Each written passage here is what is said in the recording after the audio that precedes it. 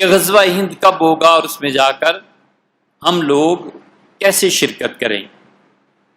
غزوہ ہند کے بارے میں جتنی بھی احادیث ہیں 4-5 روایات آتی ہیں اور وہ نچڑ کے ساری 2 روایات ہو جاتی ہیں۔ حضرت رسالت مآب صلی اللہ علیہ وسلم نے یا تو یہ فرمایا ہے نسائی کی روایت میں کہ غزوہ ہند ہوگا اور ہندوستان پہ جو لوگ حملہ کریں گے وہ بخشے ہوئے ہیں، اور حضرت ابو ہریرہ رضی اللہ عنہ نے کہا کہ اگر میں زندہ رہا تو میں اس غزوے میں شرکت کروں گا، اور اگر میں واپس آ گیا تو میں وہ شخص ہوں گا جو غازی ہے اور شہید ہو گیا تو اللہ کے یہاں بخشا جائے۔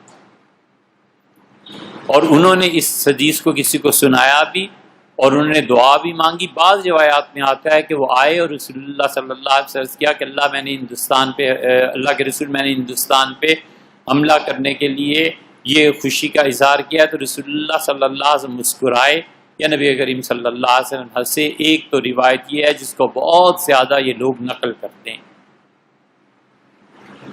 دوسری روایت یہ آتی ہے جس کو یہ کہتے ہیں حافظ نعیم رحمۃ اللہ علیہ ذکر کی اپنی کتابوں میں کہ رسول اللہ صلی اللہ علیہ وسلم ہندوستان میں غزوہ ہوگا اور جو لوگ اس شخص پہ حملہ کریں گے وہ بخشے ہوئے ہیں، اور جب وہ اپنے اس حملے سے فارغ ہوں گے اور ہندوستان کے حکمرانوں کو گرفتار کر لیں گے تو انہیں خبر آئے گی کہ شام میں سیدنا مسیح علیہ الصلوۃ والسلام کا ظہور ہو گیا، اور اسی میں یہ آتا ہے کہ وہ جا کے حضرت عیسیٰ علیہ الصلوۃ والسلام سے مل جائیں۔ یہ جو دوسری روایت ہے نا اس کو تو محدثین نے مانا نہیں، محدثین کی اکثریت اس طرف گئی ہے کہ سب واہیات چیزیں۔ وہ ایک اس پہلی روایت پر بحث کرتے ہیں اور وہ کہتے ہیں کہ مسلمانوں نے پہلا حملہ جو ہندوستان پر کیا ہے وہ بخشے ہوئے ہیں، یہ کون؟ آپ جائیے کتابیں کھولیے خود پڑھو نا یار، خود کیا مشکل ہے تمہیں؟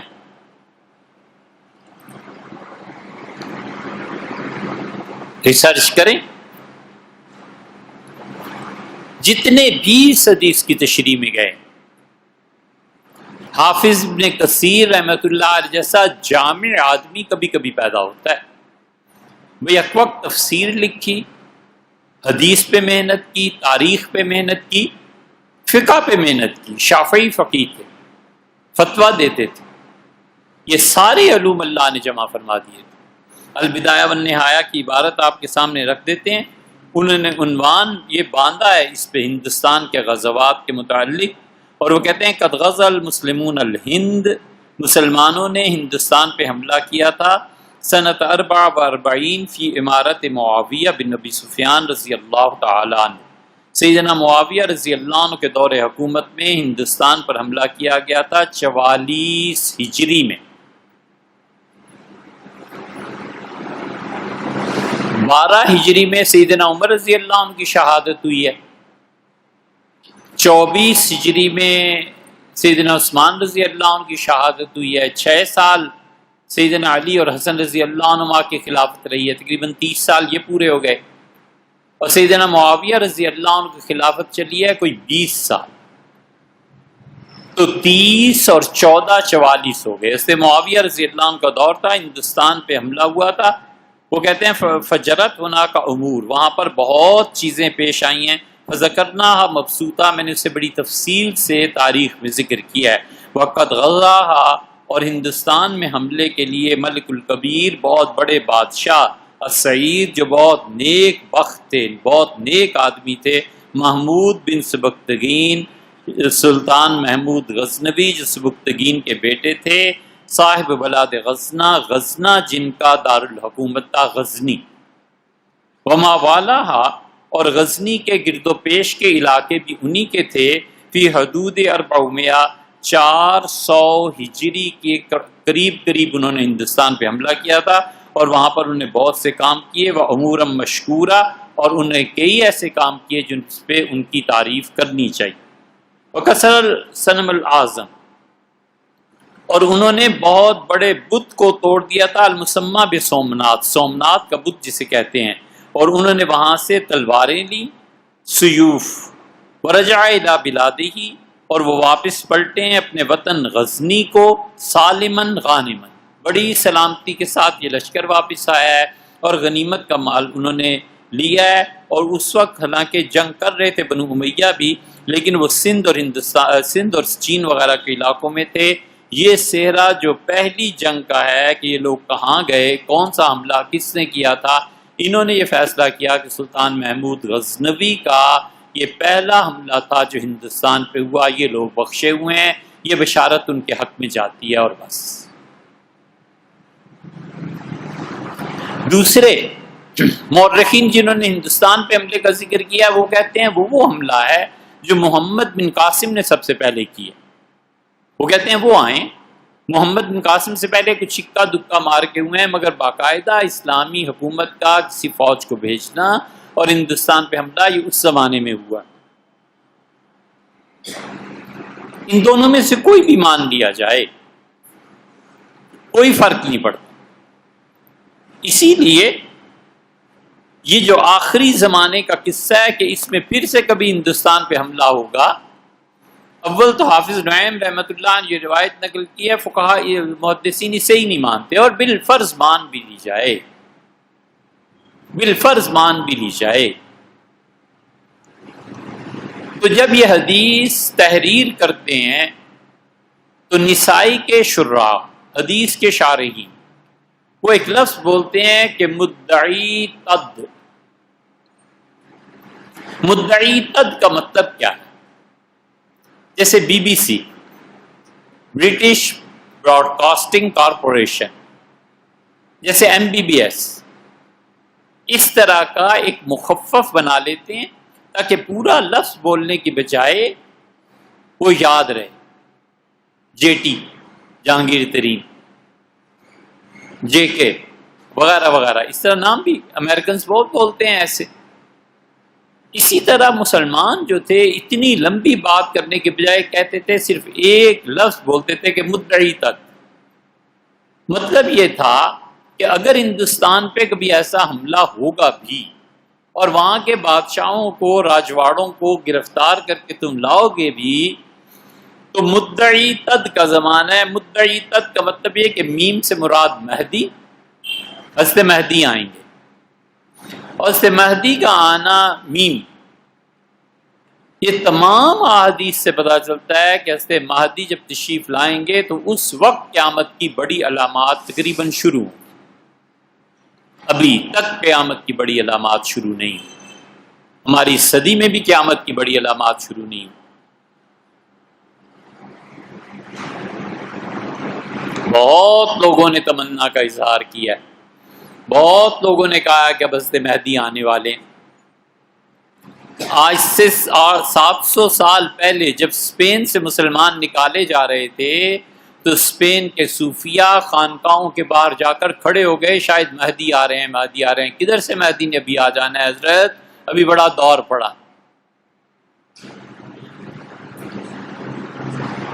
وحید الدین وحید الزماں لغات الحدیث انہوں نے کتاب لکھی ہے، اصل میں تو انہوں نے ترجمہ کیا ابن اسیر کا ہی.